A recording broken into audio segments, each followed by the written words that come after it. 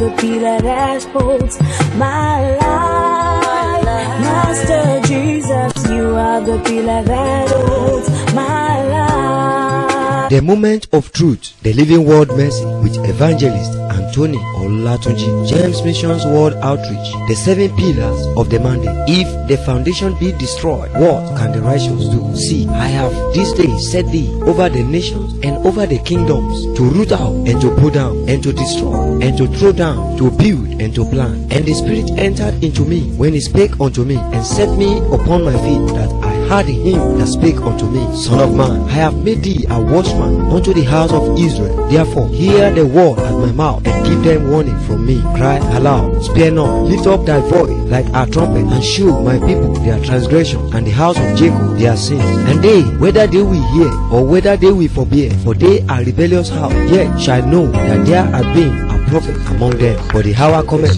and now is, when the true worshippers shall worship the Father in spirit and in truth, for the Father seeketh such to worship him. This is the hour of the living word. Get set for an encounter and mysterious discovery for the spirit and true worship. God bless you really. Amen. Master Jesus, you are the pillar that holds my life. Jehovah Nissi, you are the pillar that holds. Praise the living Jesus. Hallelujah.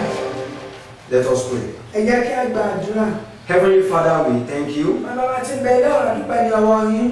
We want to bless your holy name for this A hour. fẹ́ fi kókó forúkọ máa fọ wákàtí yìí. This hour is your hour. Wákàtí ìtẹ̀yìn lọ́rùn ló ń Your ṣe. hour to be glorified. Wákàtí tí a máa ṣe yín lógo. Your hour to be adored. Àkókò láti bọ́lá fún. Your hour to be praised. Àkókò láti yìnyín. Your hour of the word. Wákàtí ọ̀rọ̀ yìí. Lord, we pray that you will speak your word A gbàdúrà pé ẹ ó sọ̀rọ̀ náà. unto every soul that are going to hear us. Tí yóò gbọ́ wa. We bless you, O Lord, Àbùkù fún yín o. because you are going to magnify your holy name. Nítorí ẹ ó gbé ara yín You are going to speak to someone Ẹ ó bá ẹnìkan sọ̀rọ̀. for liberation, Fún ìtúsílẹ̀. for healing, Fún ìwòsàn. and for deliverance. Àti fún ìdáǹdè. Father, let it be Lord, Olúwa jẹ́ kó ṣe. in the name of Jesus Christ. Orúkọ Jésù Kristi. Father, let it be Olúwa jẹ́ kó ṣe. in the name of Jesus Christ. Orúkọ Jésù Kristi. We submit our spirit, soul, and body unto you. Àìṣọ̀dá alákàtà. Lord, use us as you will. Olúwa ìlú wa jẹ́ ti ṣe. In the name of Jesus Christ. Orúkọ Jésù Kristi. Speak your word. Ẹ sọ̀rọ̀ yín. Your word for this season. Ọ̀rọ̀ yín fún àkókò yìí. Your word for this time. Ọ̀rọ̀ yín fún àsìkò yìí. That your name be glorified. Orúkọ ẹ̀kọ́ lè jẹ́ ìlú ògo. In Jesus' name we Ní pray. orúkọ Jésù Kristi ní àgbàdúrà. Amen.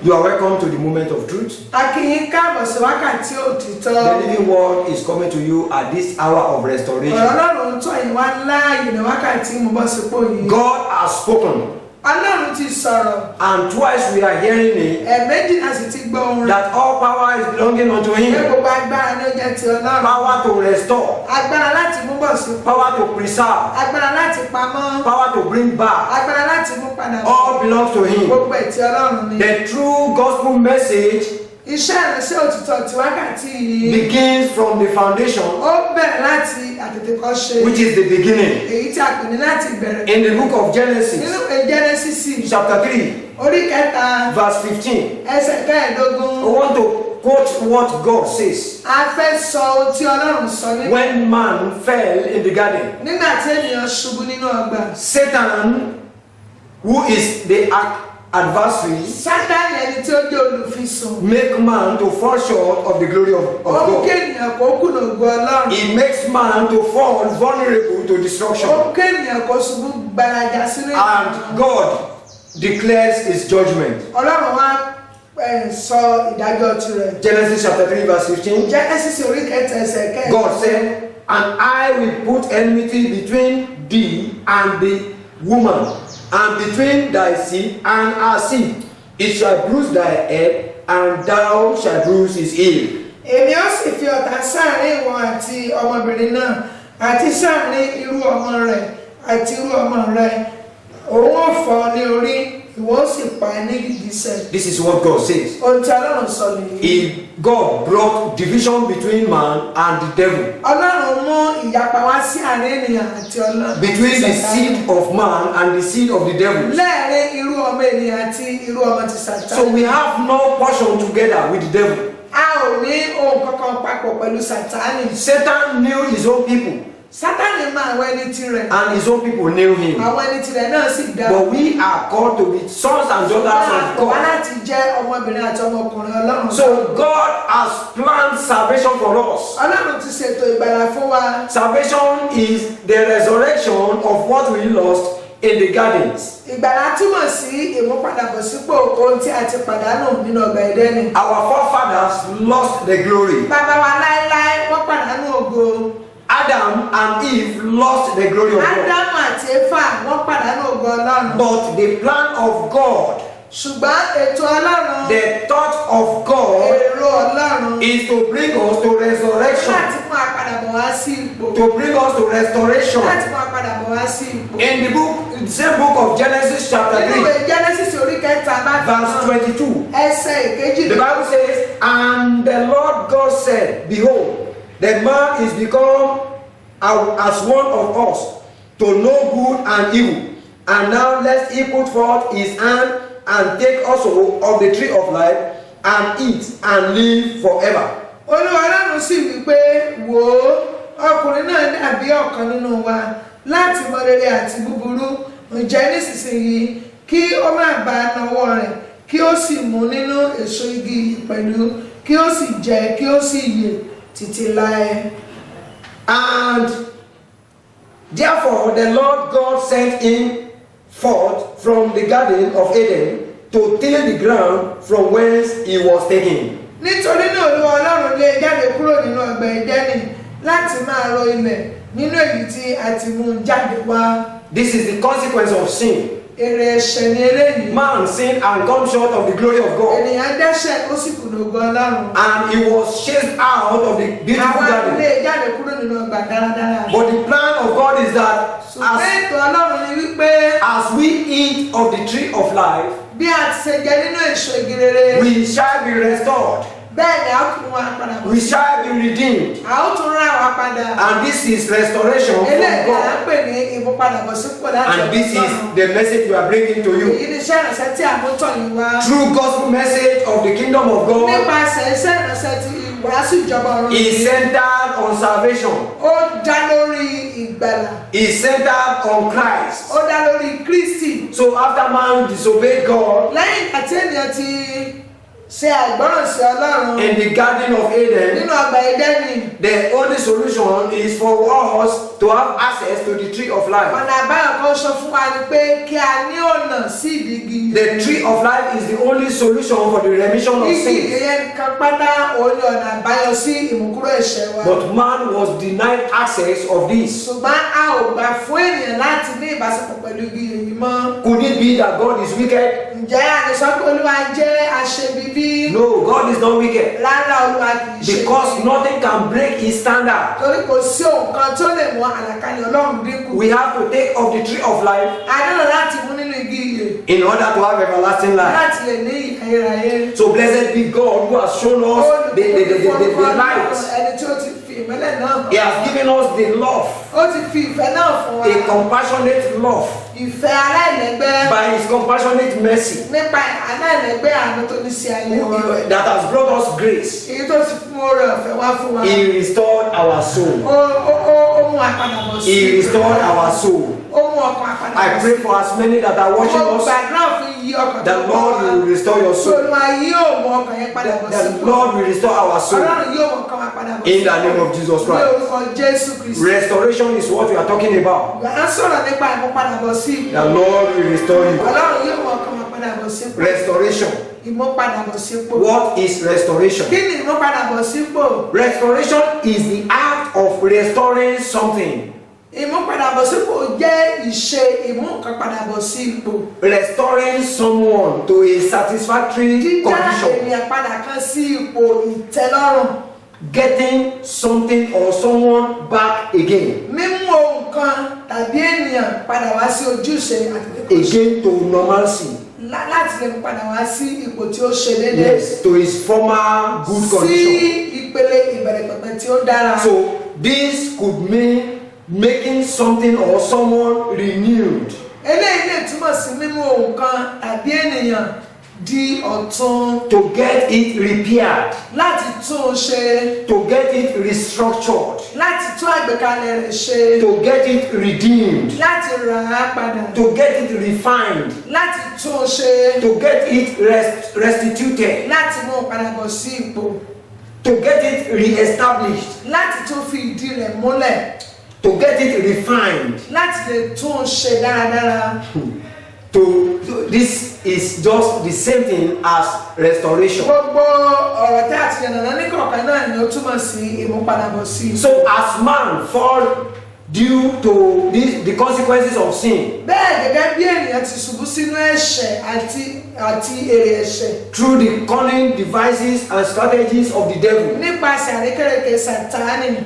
God also strategized salvation for Ọlọ́run náà us. tó wá la ọ̀nà àbáyọ ti ìgbàlà fún ènìyàn. So it means bringing man back to restatement. Ó wá túmọ̀ sí mímú ènìyàn padà wá sí ìpele ìṣeré tí ẹ tẹ́lẹ̀tẹ́lẹ̀. That's restoration. Ìyẹn là ń pè ní ìmúpadàbọ̀ sípò.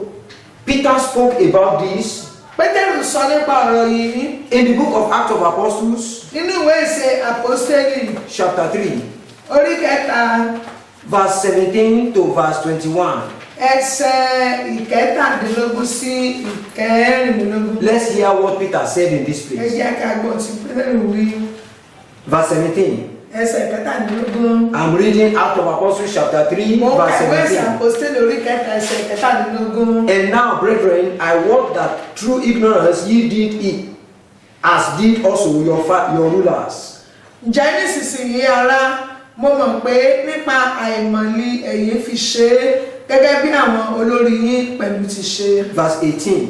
Ẹsẹ̀ kejìdínlógún. But those things which God before had shewed by the mouth of all his prophets, that Christ should suffer, he had so fulfilled. Ṣùgbọ́n ohun tí Ọlọ́run ti sọ tẹ́lẹ̀ láti ẹnu gbogbo àwọn wòlíì wá pé Kristi rẹ̀ yóò jìyà, ohun tí òun ní ohun ṣẹ bẹ́ẹ̀. Repent ye therefore and be converted, that your sins may be blotted out, when the time of refreshing shall come from the presence of the Lord.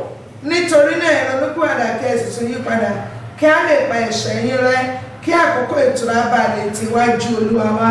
Verse 20. Ẹsẹ̀ ogún. And he shall send Jesus Christ, which before was preached unto you. Àti kí a bá lè rán Kristi tí a ti yàn fún yín, àní Jésù. Verse 21. Ẹsẹ̀ kọkànlélógún. Whom the heaven must receive until the times of restitution of all things, which God has spoken by the mouth of all his holy prophets since the world began. Ẹni tí ọ̀run kò lè ṣàìmá gbà títí di ìgbà ìmúpadà ohun gbogbo tí Ọlọ́run ti sọ láti ẹnu àwọn wòlíì rẹ̀ mímọ́ tí wọ́n ti ń bẹ nígbà tí ayé ti ṣe. Time of ignorance is the time when we are doing something unknowingly. Àkókò àìlóye jẹ́ ìgbà tí a ń ṣe nǹkan nínú àìmọ̀.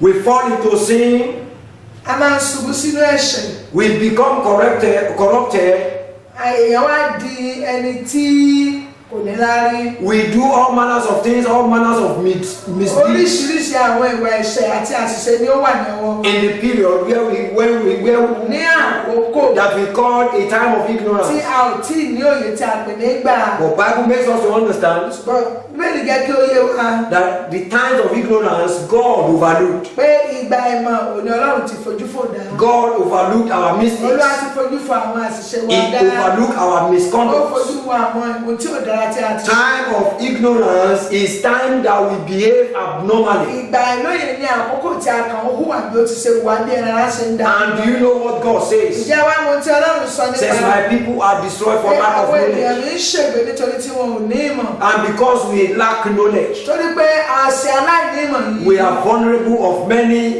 many things in Àwa di experience. ìjẹ fún ọ̀pọ̀lọpọ̀ nǹkan nínú ìrírí. But God's good thought is coming towards Ṣùgbọ́n us. èrò Ọlọ́run ní ti rere ó kàn sí ọ̀dọ̀ wa. A thought of peace and not of evil. Èrò ti àlàáfíà tí kì í sì ṣe fún And God is going to give us an expected end. Ọlọ́run yóò dẹ̀ fún wa nígbà ìkẹyìn tí ó ní ìrètí. What is this expected end? The Lord has commanded that whatsoever had been stolen or unlawfully possessed from you shall be restored. Ọlọ́run ti pàṣẹ pé ohunkóhun yòówù kí a ti fi ọ̀nà ẹ̀rú gbà lọ ní ọwọ́ yín ó ṣèlérí láti dá a padà fún yín. Whosoever has taken a thing or a dime from you shall Kò return ní it. fi ṣe ẹnikẹ́ni yòówù kó ti gbọ́ nǹkan lọ ní ọwọ́ yín yóò dá a padà fún yín. The Lord is going to restore you. Olúwa yóò mú yín bọ̀ sípò. He's going to refresh you. Yóò mú yín. He's going to restitute you. Yóò mú yín gbilẹ̀ sí i. And he's going to return all things unto Yóò wá you. dá ohun gbogbo padà fún yín. In the name of Jesus Ní Christ. orúkọ Jésù Kristi. Amen. Àmín. He said, beloved, what is that thing and what have you lost? Ó wí pé olùfẹ́ kí ni àwọn náà àti kí ni ẹ ti sọnù. Through your ignorance, they Nípasẹ̀ àìlóye have robbed you of some things. wọ́n ti gba àwọn kankan lọ ní ọwọ́ But yín. God is going to restore you Ṣùgbọ́n Ọlọ́run yóò mú yín padà bọ̀ sípò. in the name of Jesus Ní Christ. orúkọ Jésù Kristi. Everything that will make a stumbling block Ohun gbogbo tí yóò dúró gẹ́gẹ́ bí òkúta ìdènà. against you making heavens, Ṣe lòdì sí ìwọ ìjọba Ọlọ́run rẹ. the Lord is going to cut them short Olúwa now yóò gé wọn kúrú and is going to lọ́wọ́lọ́wọ́. restore you. Yóò lè mú yín padà bọ̀ In the sípò. name of Jesus Ní Christ. orúkọ Jésù Kristi. Those visible things Àwọn tí a fojú rí and the invisible things àti eléyìí tí a kò lè fojú rí. that may be denying your access to God's plan. Èyí tó lè máa dènà yín sí ìfọwọ́tó ìpinnu Ọlọ́run fún ayé yín. The Lord is going to make your crooked way straight Olúwa now, yóò mú gbogbo ọ̀nà wíwọ́ yín di títọ́. and you are going to be fully restored. Ọlọ́run yóò dàbí yín padà bọ̀ sípò ní kíkún. What are the valuable things that you have lost? Kí ni àwọn tí ó níye lórí tí o ti pàdánù? What are the property?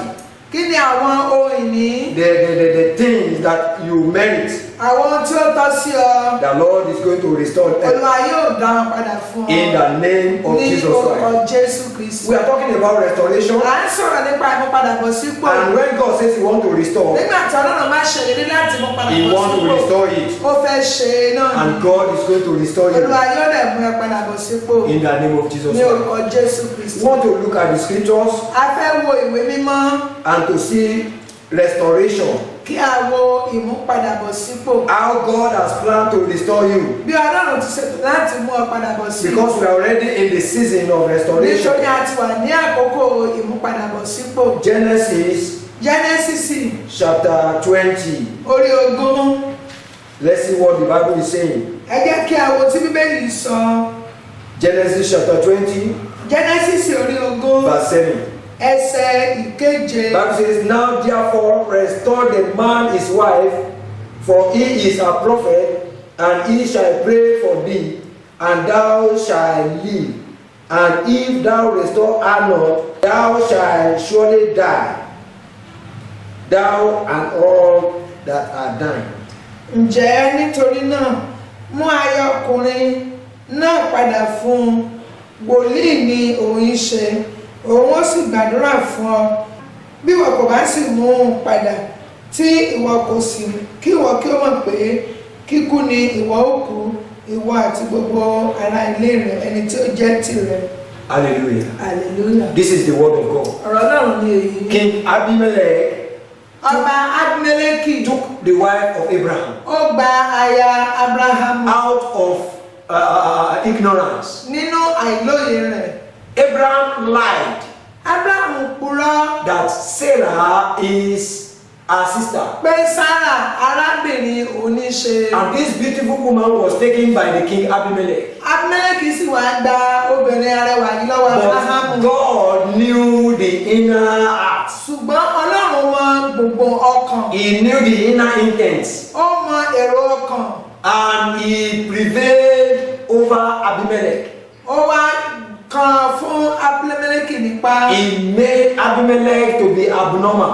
Ó wá jẹ́ kí Abimeleki kó máa ṣì wà hù. He weakened the ability of Abimelech. Ó wá rẹ okun àti agbára Abimeleki. So Abimelech could not have anything to do with Sarah. Abimeleki kò lè ṣe ohunkóhun pẹ̀lú Sárà. He was even weak to the extent of he could not perform in his own house. Ó ṣe aláìlera débi pé kò tiẹ̀ lè ṣe ojúṣe nínú ilé tirẹ̀ And pàápàá. everyone were wondering what has happened to the Gbogbo king. ènìyàn bẹ̀rẹ̀ sí ní sọ pé kí ló ṣẹlẹ̀ sí kábíyèsí ọba. And the voice of the Lord visited him Ohùn Ọlọ́run wá kọ sí to i. make him understand Kó mú kó yé wípé that he has taken an accursed thing. pé ó ti mú ohun ìkọ̀sẹ̀ kan. And he told Abimelech to return ó wá sọ fún Sarah Abimelech pé dá arábìnrin padà fún ọkùnrin to the yẹn. husband.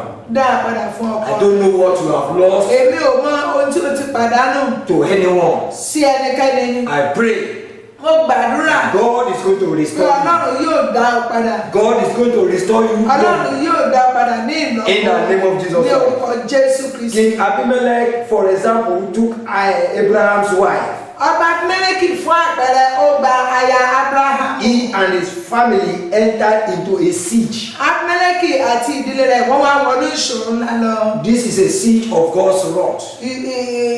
Ìṣòro ìbínú Ọlọ́run. But God sent to him. ṣùgbọ́n Ọlọ́run ránṣẹ́ sí i. God will send to all your Ọlọ́run enemies, yóò ránṣẹ́ sí gbogbo àwọn ọ̀tá to rẹ̀. all your foes, sí gbogbo àwọn abínúkú rẹ̀. to return whatever they have stolen, dá ohunkóhun tó má ti gbà lọ́dún whatever they have taken from you, ó yòówù kan ti gbà lọ́dún ọwọ́ rẹ̀. it shall be restored. Ọlọ́run yóò dá But wọn. one thing I want to tell you, ohun kan tí mo fẹ́ sọ fún ọ you rèé. also must think of restoring ìwọ náà gbọ́dọ̀ máa ronú láti dá padà. everything you have taken illegally, ohun yòówù tí o ti gbà lọ́nà àìtọ́. everything you have possessed to your possession, ohun yòówù tó ti kó wá sí ìkáwọ́ rẹ̀. that you are not the rightful tí kì owner. í ṣe ẹni tí ó ní wọ́n. It is our hour of restoration. wákàtí ìmúpadàbọ̀sípò wa ni. Again in verse 7, lẹ́ẹ̀kan sí ní ẹsẹ̀ keje. no, verse 14. ẹsẹ̀ kẹrìnlá. Verse 14 of that Genesis chapter ẹsẹ̀ 20. kẹrìnlá orí Genesis orí ogún. And Abimelech took sheep and oxen and men servants and women servants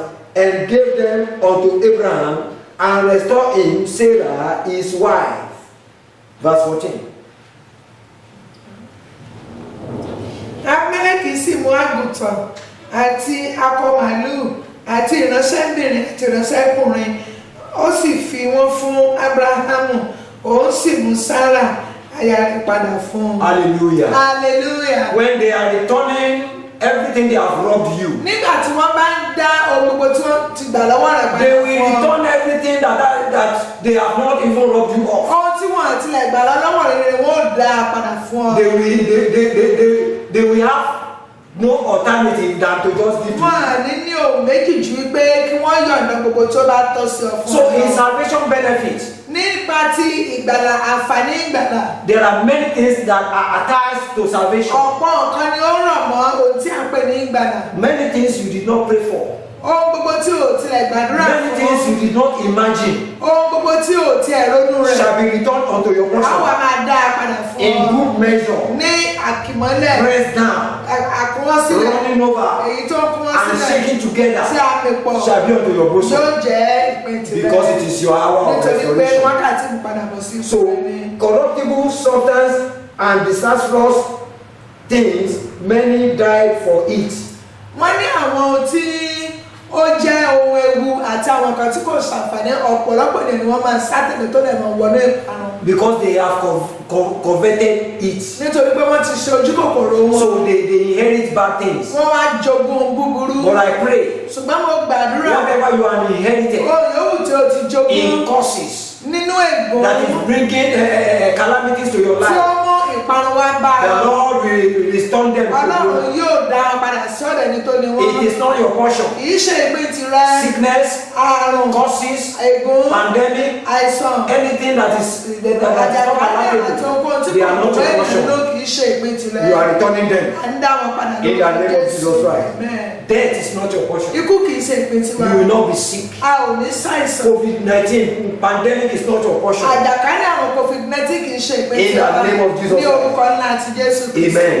àmín. So your right shall be restored ẹ̀tọ́ rẹ Olúwa yóò dá padà fún in the name of Jesus ní orúkọ Christ. Jésù Kristi. If you will humbly submit to God tí wọ́n yóò bá fi ìrẹ̀lẹ̀ fi ara rẹ fún and return back to Him tí wọ́n yóò dẹ̀ wá dá padà fún and do away with all accursed tí wọ́n wá things, yọwọ́ rẹ̀ kúrò nínú gbogbo ohun tí ó mú ègún dání. then the Lord will restore unto you nígbà náà ni Olúwa yóò wá dá padà the joy of salvation, ayọ̀ ìgbàlà fún ọ. and you will have a renewed right spirit wàá wá ní ìrírí ẹ̀mí tuntun within and without. ní inú àti I lókè. pray for you mo gbàdúrà fún ọ the grace of humility oore ọ̀fẹ́ and ìrẹ̀sílẹ̀ submission àti ìjọra ẹni for lọ́wọ́, acceptance of correction, fún ìtẹ́wọ́gbà àtúnṣe, reasonable for salvation. èyí tí ó níye lórí fún ìgbàlà In Jesus' name. ní orúkọ Jésù Kristi. Amen. The convention is here. Ìpàgọ́ yẹn náà wà níbí. We are in the period of the convention A now. wà ní àkókò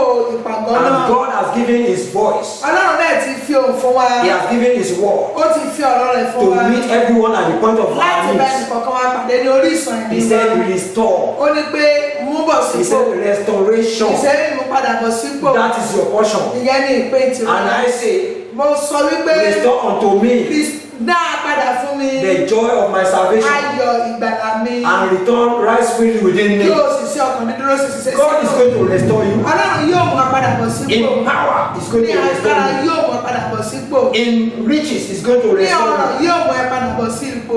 In wisdom, He's going to Ní ti restore ọgbọ́n you. yóò mú ẹ bọ̀ sípò. In the strength of the Lord, He's Ní going to ti restore ohun you. nínú Ọlọ́run yóò mú ẹ padà bọ̀ sípò. In the honor of God, He's going to Ní ti restore. ọ̀nà Ọlọ́run yóò mú ẹ padà bọ̀ sípò. In the glory of God, He's Ní going ti to ògo restore. Ọlọ́run yóò mú ẹ padà bọ̀ In sípò. everything that has to do with the Ní blessings of ọ̀gbọ̀n tí God, tó ní ṣe pọ̀ pẹ̀lú ìbùkún Ọlọ́run He's going to restore yóò you. mú ẹ padà bọ̀ sípò. In the name of Jesus Ní orúkọ Jésù Kristi. Amen. Àmín. Restoration. Ìmúpadàbọ̀ He sípò will restore us. yóò dá wa padà bọ̀ Since sípò. last year, Láti ọdún tí ó ti kọjá, He has been speaking new things. ó ti bẹ̀rẹ̀ sí ní sọ àwọn ohun ọ̀tun. He has granted us new things. Ó ti fún wa ní àwọn ohun ọ̀tun. New beginning of new Ó ti things. fún wa ní ìbẹ̀rẹ̀ ohun ọ̀tun And the gbogbo. testimonies are Àti obvious àwọn ẹ̀rí yẹn dẹ̀ dájú. from those who keep in. Láti ọ̀dọ̀ àwọn tí wọ́n tẹ̀lé abọ́ ìlérí They are Ọlọ́run. having the testimony. Wọ́n ní ẹ̀rí wọn láti sọ. You will have your Ìwọ náà testimony. yóò jẹ́rìí ohun rere. You will have the Àwa testimony. náà yóò jẹ́rìí ohun I rere. say we will have the A ó testimony. jẹ́rìí ohun rere. He will restore unto us Yóò dára padà fún wa. the joy of salvation. Ayọ̀ ìgbàlà. He will restore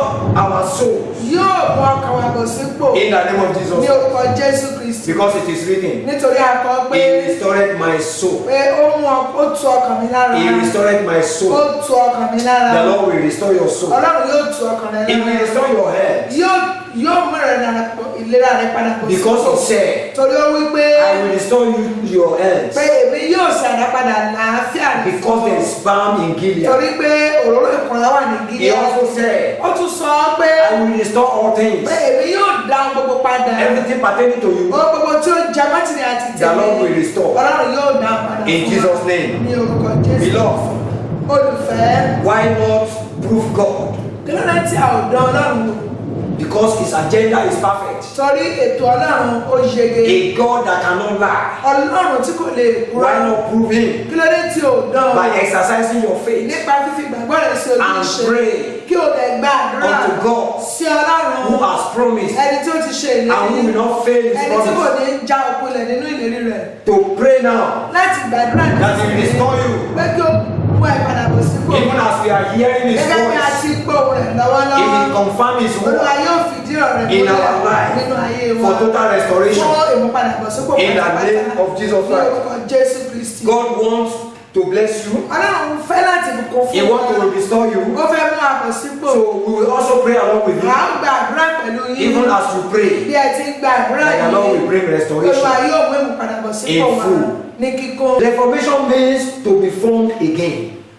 Àtúnṣe túmọ̀ sí láti túnṣe. Yes, to be formed again. Láti tún dá. Jesus Christ, our Lord and Savior, came to make reformation, Jésù Kristi Olúwa wa wá láti ṣe àtúndá. expedient changes Ìyípadà tòótọ́ that must happen in order tí ó to make ṣẹlẹ̀. to make more people gain access to the kingdom of God. Láti mú káwọn ènìyàn rí àǹfààní sí ìjọba Ọlọ́run. He came through the tribe of Judah Ó wá nípasẹ̀ ìdílé Júdà. and came to pick the remnants for salvation. Ó wá ṣa àwọn ìyókù Ísírẹ́lì gọ̀fẹ́ ńgbà. So restoration continues as the Lord God, tẹ̀síwájú. as the Lord God never forget His beloved. Bí Ọlọ́run kò tilẹ̀ ṣe gbàgbé àwọn àyànfẹ́ The rẹ̀. Lord will not forget you. Ọlọ́run kò ní gbàgbé The yín. Lord will not forget me. Ọlọ́run kò ní gbàgbé In the name of Jesus Ní orúkọ Christ. Jésù Kristi. Brethren, let's see the life of Joseph. Ẹ jẹ́ kí a wo ìgbé ayé Jósẹ́fù. Joseph was found among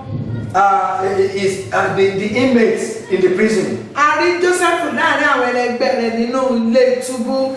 He was sold to the land of slavery, A tà á sí ilẹ̀ oko ẹrú. and eventually he met himself in the prison. Ní ọ̀pọ̀ gbogbo ó bára rẹ̀ ní ọgbà ẹ̀wọ̀n. But he was inspired ṣùgbọ́n a rú sókè. And he spoke to the chief butler Ó wá sọ fún agbọ́tí of what will happen to him ohun tí yóò ṣẹlẹ̀ sí in a short while. láìpẹ́ jọjọ. Hear what the Bible says. Ẹ̀gbọ́n tí Bíbélì wí. Joseph told him Joseph wí fún un in pé Genesis chapter 40 verse 13. nínú Genesis orí 40 Yet within 3 days shall Pharaoh lift up thy head and restore thee unto thy place, and thou shalt deliver Pharaoh's cup into his hand, after the former manner when thou was his butler. Ní ìjọ́ mẹ́ta òní ni Fáráò yóò gbé orí rẹ̀ sókè, yóò sì mú ọ padà sí ipò rẹ̀, ìwọ ó sì fi ago lé Fáráò ní ọwọ́ gẹ́gẹ́ bí ìgbà àtijọ́ nígbà tí ìwọ ti ṣe agbọ́tí rẹ̀. Hallelujah. Hallelujah. This prophecy came to pass. Àsọtẹ́lẹ̀ yìí ó wá sí ìmúṣẹ. King Pharaoh reinstated the chief butler. Wọ́n ní ọba Fáráò ó fi olórí agbọ́tí padà sí ipò rẹ̀. God can never lie. Ọlọ́run kò lè parọ́. When he speaks through his servants, Nígbà tí ó bá sọ̀rọ̀ látàrí àwọn ìránṣẹ́ rẹ̀. and it meets the faith of the people spoken Èyí to, tó tún wá bá ìgbàgbọ́ àwọn ẹni tí a bá sọ̀rọ̀. definitely it comes to pass. Dájúdájú ọ̀rọ̀ àsọtẹ́lẹ̀ náà yóò wá sí As you ìmúṣẹ. hear us, Bí ẹ ti ń gbọ́ wa, the Lord will meet you at the point of your Ọlọ́run need. yóò bá yín pàdé lórí ìsàn. Whatever you need Ohun yòówù kẹ́ nílò in God, nínú Ọlọ́run in restoration, nípa ti ìmúpadàbọ̀ sípò. the Lord will do it. Olúwa yóò ṣe. You will have your testimony. Ẹ ó ní ẹ̀mí rere. In verse 21, Ní ẹsẹ̀ ìkọkànlélógún. Bible says, and he restored the chief butler unto his butlership again, and he gave the cup into Pharaoh's hand. Ó sì mú olórí agbọ́tí padà sí ipò rẹ̀. Yes. Ó sì fi ago lé Fáráò ní ọwọ́. Hallelujah. Hallelujah. The Lord has said it. Ọlọ́run ti sọ. And if we believe it, Bí a bá gbà á gbọ́, it will surely come to pass. yóò rí bẹ́ẹ̀ fún wa. God is doing same thing to you. Ọlọ́run ṣe nǹkan náà pẹ̀lú rẹ̀. To as many that will believe Sí iye àwọn tó máa gbà. that nothing is impossible Pé with kò God. sí ohunkóhun tí ó ṣòro ṣe fún ọ. Oh, his agenda is certain Ètò Ọlọ́run ó dájú on restoring his own beloved, lórí mímú àwọn àyànfẹ́ rẹ̀ padà bọ̀ restoring sípò. back your promotion Dídá ìgbéga rẹ̀ padà to a normal your promoted space. sí ìpele ibi tí ó yẹ kí o wà gan. He's taking you there Ó mú wa lọ síbẹ̀. in your offices, Ní ibi iṣẹ́ rẹ̀, in your businesses, nínú okòwò rẹ̀, with your boss. pẹ̀lú ọ̀gá rẹ̀. The Lord will give you promotion. Olúwa yóò fún ẹ ní Honor. ìgbéga In the name of Jesus Christ. orúkọ Jésù. The butler was restored, Agbọ́tí apọ̀padà Eventually. sípò dájúdájú. and he had God. Òun náà wá ní agbára share his testimony. ẹnu láti sọ ẹ̀rí rere tí You ó are ní. sharing your testimony. Wọ́n náà yóò ní ẹni wà In the name of Jesus orúkọ Christ. Jésù Kristi. Genesis chapter 41, Genesis orí kọkànlélógójì. verse 13 Ẹsẹ̀ is kẹtàlá. another issue that I want to read. Ó tún jẹ́ nǹkan tí a fẹ́ sọ nípa rẹ̀. Bible says, Bíbélì wípé- and it came to pass as he interpreted to us, so it was. Me he restored unto my office, and him he hanged. Ó sì ṣe bí ó ti túmọ̀ fún wa bẹ́ẹ̀ ni ó sì rí. Èmi ni ó mú padà sí ipò iṣẹ́ mi, òun kò sì pa á mọ́.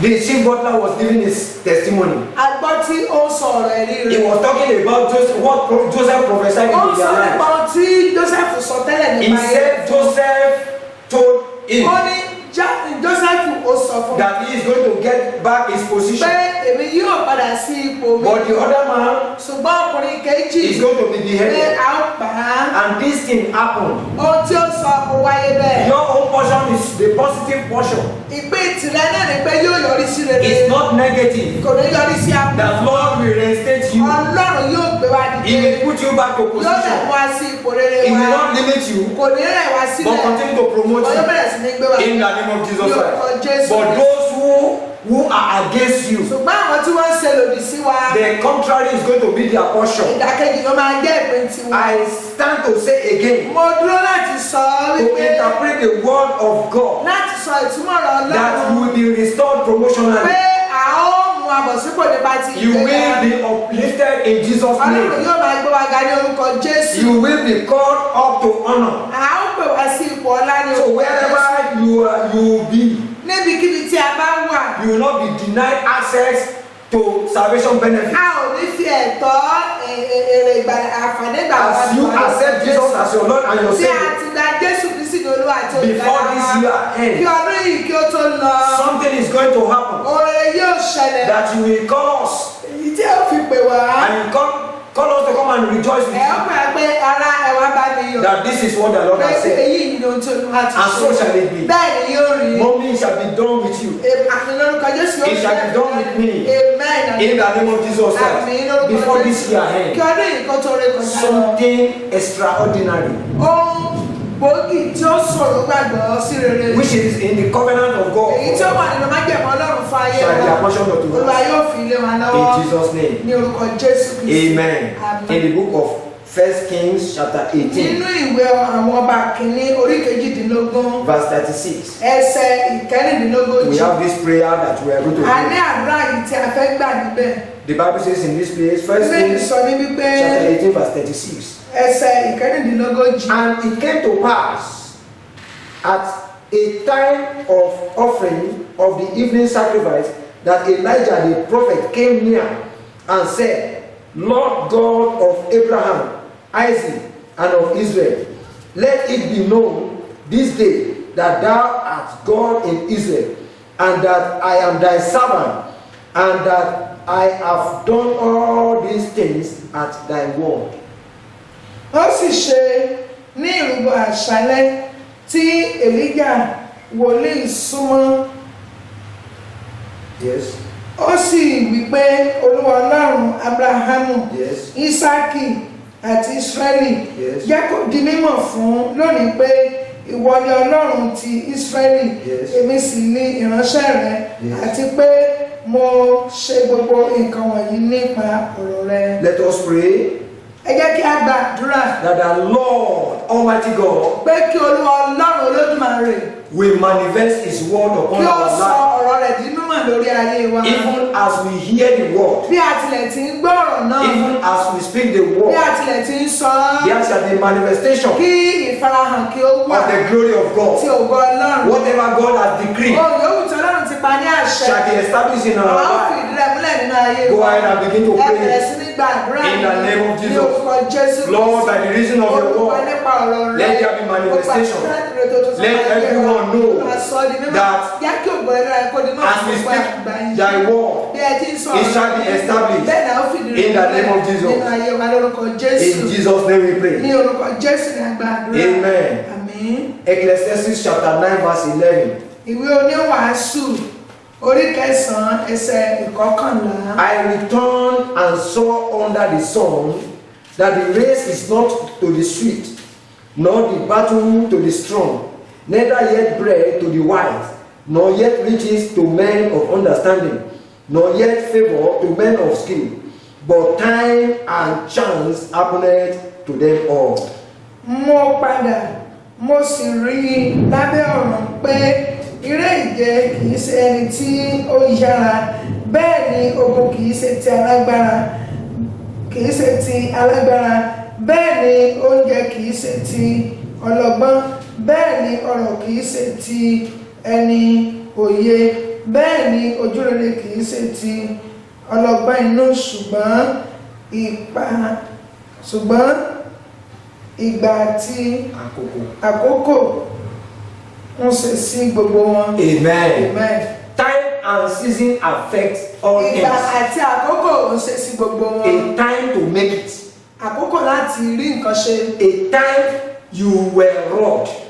Àkókò tí a pa ọ́ lára. There was a time you were robbed. Àkókò kan wà tí a ti pa ọ́ lára. There was a time you were denied access to good things. Àkókò kan wà tí a dè ọ́ lọ́nà láti ní ẹ̀tọ́ sí orin rẹ̀. But God said, this is the hour of your restoration. Ọlọ́run sọ wípé àkókò yìí ni àkókò mi padà. I pray into your life. Mo gbàdúrà sínú ayé rẹ̀. By the reason of this war, Nípasẹ̀ ọ̀rọ̀ tí a kà yìí, the race is not unto the swift. eré ìje yẹn kì í ṣe tẹni tí ó mọ̀ sá. It is grace of God that makes us to enjoy Oore victory ọ̀fẹ́ ni ó mú wa gbádùn ìṣẹ́gun and triumphant songs àti kọrin in ìṣẹ́gun our mouth. nínú orin ẹnu I wa. want you to pray Mo fẹ́ kí o gba àdúrà that Lord, pé Ọlọ́run help my feeble feet. ràn àìlera ẹsẹ̀ mi lọ́wọ́. Help me, O Lord, to run this Ràn mí race. lọ́wọ́ láti sá eré ìje victory. yìí sí ti Shall ìṣẹ́gun. we begin to pray in the Ẹ jẹ́ name ká of bẹ̀rẹ̀ Jesus sí ní Christ? gba àdúrà. Let's Bàbá pray. ní orúkọ In the name of Jesus Olúwa Christ. ràn àìlera ẹsẹ̀ Lord, mi lọ́wọ́ help my láti sá feeble eré ìje feet yìí kí n sì lè sá so that I can run the race to victory, so that I can win, I can overcome. In Jesus' name we pray. So shall it be. Bẹ́ẹ̀ ni yóò rí. Amen. Àmín. Season of restoration, part 4. Wákàtí ìmúpadàbọ̀sípò àpá ìkẹrin. Season of restoration, part 4. Wákàtí ìmúpadàbọ̀sípò àpá We ìkẹrin. welcome you to the moment of truth Àkìlí kó again. àbọ̀ sí àkókò ọ̀rọ̀ òdodo. The living word is confirming the Ọ̀rọ̀ voice of God. èyí ó ń fi ìdí ohùn Ọlọ́run múlẹ̀. And this is titled Return Your Thefts. Èyí ni a pè àkórí rẹ̀ ní dá Your thefts. ohun tí o jí padà. Amen. Amen. Amen. Amen. It may look funny, Ó lè yàpá lẹ́nu, ó lè pa wá lẹ́nu. but it's not funny. Ṣùgbọ́n kò pani lẹ́nu rárá. Restoration will not come if you did not restore. Ìmúpadàbọ̀sípò kò lè wá tí a bá dá ohun tí ó wà nìkan wa. So if you truly want God to bless you of Tí a bá eternal fẹ́ ní blessings, tọ́jú Ọlọ́run kò bùkún fún wa nípa ti ìyá you ìlànà. must do the needful. A gbọ́dọ̀ ṣe ohun tí ó tọ́ àti èyí tí ó yẹ. What do you need to do this Kí ni a season of nílò láti ṣe restoration? ní àkókò ìmúpadàbọ̀ sí ipò yìí? Because God is set to restore all things. Nítorí Olúwa sọ pé òun yóò mú gbogbo padà bọ̀ sí ipò. But you have to return all you have stolen O nílò from láti some dá other ohun persons. gbogbo tí o ti jí padà sí ọ̀dọ̀ àwọn ẹni tó ti mú wọn. Hear what the Bible says. Ìgbà ohun tí Bíbélì wí. Exodus chapter 22 verse 1. Ẹ́xọ́dù orí kejìdínlógún ẹsẹ̀ ìkíní. Exodus 22 verse 1. Ẹ́xọ́dù orí kejìdínlógún ẹsẹ̀ If ìkíní. a man shall steal an ox or a sheep and kill it or sell it, he shall restore 5 oxen for an ox and 4 sheep for a sheep. Bí ọkùnrin kan bá jí akọ màlúù tàbí àgùntàn kan tí ó sì pa á tàbí tí ó tà á, yóò san akọ màlúù 5 dípò akọ màlúù kan àti àgùntàn 4 dípò àgùntàn kan. Are you asking, hey, 1 for 4? Ọjọ́ sọ wípé 4 fún ẹyọ kan bí? Yes, Bẹ́ẹ̀ ni it is what has been written, ohun tí a ti kọ ni and this is the law. òfin rẹ̀ nìyí. Amen. Àmín. So I want to ask you, Mo fẹ́ bi ẹ́ léèrè. how is it possible? Báwo ni ó ṣe ṣeé ṣe? You stole one thing, O jí nǹkan ẹyọ kan. and the word of God, the law says you should return Ọ̀rọ̀ Ọlọ́run tí ṣe 4, òfin sọ pé kó dá a padà ní ọ̀nà 4 even 5. tàbí 5. Someone who did not have one, Ẹni tí ò ní ẹyọ kan who went to steal one, tó lọ jí ẹyọ kan. and he was caught. A dẹ̀ mú un. So he was now asked to return 4. Àwa sọ pé kí ó dá a padà ní ọ̀nà 5 tàbí We 4. call it 4 pool or 5 pool. A pè ní ọ̀nà 5 tàbí ìlọ́po 4. Amen. Hallelujah. How possible? Báwo ni ó ṣe ṣeé ṣe? That's how the weight of sin is. Bí ẹ̀ṣẹ̀ ti wúwo tó ní eléyìí. That is the weight of sin. Bí ẹ̀ṣẹ̀ ti lágbára tó ní èyí. In verse 4 of that Ní ẹsẹ̀ ìkẹ́bìbì tí a kà. chapter 22 verse 4. Orí kejìlélógún. If the theft be suddenly found in the hand alive, whether it be ox or ass or sheep, he shall restore double. Bí a bá rí ohun tí ó jí náà ní ọwọ́ rẹ̀, nítòótọ́ ní iye, ìbáṣe akọ màlúù tàbí kẹ́tẹ́kẹ́tẹ́ tàbí àgùntàn, òun ó san padà 2. That means double restoration. Ìdápadà ìlọ́po 2. Double restoration. Ìdápadà ìlọ́po 2. Someone that did not have one, Ẹni tí kò ní ẹyọ kan, and they caught him with the wọ́n wá one, ká a mọ́ ohun tí ó jí mọ́ ní ọwọ́. and they said you have to return it Wọ́n times. ní pé ó nílò láti dá padà ní ìlọ́po The 2. question is it possible? Ìbéèrè wa ni pé ǹjẹ́ ó ṣeé ṣe bí Restitution. ìdápadà? That double restoration of restitution whatever you have stolen in the days of ignorance is what you are expected. Wọ́n ní ìdápadà ní ìlọ́po méjì, ìmúbọ̀sípò ìdápadà ìlọ́po méjì tí o ti jí yẹn òun ni à ń béèrè. Is it possible? Ṣé ó ṣeé ṣe? Someone that did not have one. Ẹni tí ò ní ẹyọ kan. This question should bother you very well. Ìbéèrè yìí ó yẹ kó dà ní ọkàn rú. So, act of whatever you have stolen in the days of ignorance, Ohun yòówù tí o ti jí you ní have to ìgbà recover ìmọ̀ye, them. o nílò láti dá a padà. And the standard is double. Àti pé ìgbẹ́kalẹ̀ rẹ̀ ni pé ìlọ́po méjì. But how do you even remember the ones you did not even remember? Báwo ni wàá tilẹ̀ ṣe wá rántí àwọn tó ti gbàgbé? The ones you have done in the past. Eléyìí tí a ti jí tipẹ́. And you are even making jest of you stole this, you Èyí stole tó that. tẹ̀ wá fi ṣẹlẹ̀ tó fi ṣàlàyé pé mo jí kan báyìí ni mo jí kan. How do you return it? Báwo la ṣe fẹ́ dá a? So I said, how do you return it? Because it is impossible to bring them into mind. Torí mo ń béèrè pé báwo la ṣe fẹ́ dá a padà torí pé ó ṣòro fún láti mọ wá sí ìrántí. That's one other reason why Jesus Christ came to die for Ìdí our sins. rèé tí Kristi fi wá láti kú fún àwọn ẹ̀ṣẹ̀ wa. He died, he came to die as a sinner who had sinned and come short of the grace of Ó God. wá láti kú ikú gẹ́gẹ́ bí arúfin èyí tí ó ti kùnà ògo Ọlọ́run. He came to this world to pay all the debts, Ó wá sí ayé yìí láti san gbogbo gbèsè wa. the one we have incurred by stealing, by robbing, by Èyí tí a ti anything. ṣe nípa jíjalè, nípa jíjogún àti nípa àwọn ọ̀nà mìíràn. That's why unbelievers will never have a portion with him, Ìdí rèé tí àwọn aláìgbàgbọ́ kò fi ní àǹfààní pẹ̀lú rẹ̀. because there will be no intermediary, no intercessor for Kò ní them. sí alágbàwí láàrin wọn àti Ọlọ́run. I'm reading from the book of Leviticus now. Mò ń kà láti inú ìwé Lẹ́fítíkù. Leviticus chapter 6 verse 4 and 5. Lẹ́fítíkù orí ìkẹfà ẹsẹ̀ ìkẹrin àti ìkarùn-ún. Bible says, then it shall be, because he hath sinned and is guilty, that he shall restore that which he took violently away, or the things which he hath deceitfully gotten, or that which was delivered him to keep, or the lost things which he found. Yóò sì ṣe bí ó bá ti ṣẹ̀, yóò sì jẹ̀bi, kì yóò sì mú ohun tí ó fi agbára gbà padà àti ohun tí ó ti fi ìrẹ́jẹ ní, tàbí ohun tí òun ti mú nípamọ́ àti ohun tí ó ti sọ di tirẹ̀. Or all that about which he hath sworn falsely, he shall even restore it in the principal, and shall add the 5th part more thereto, and give it unto him to whom it hath appointed in the day of his trespass offering.